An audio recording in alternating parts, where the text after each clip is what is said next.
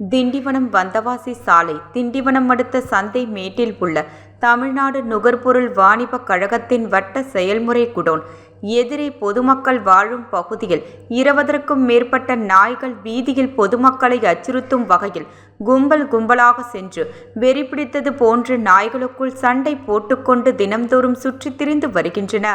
இதனால் அப்பகுதியில் வாழும் பொதுமக்கள் சிறுவர் சிறுமிகள் சாலையில் நடக்க அச்சைப்பட்டு வருகின்றனர்.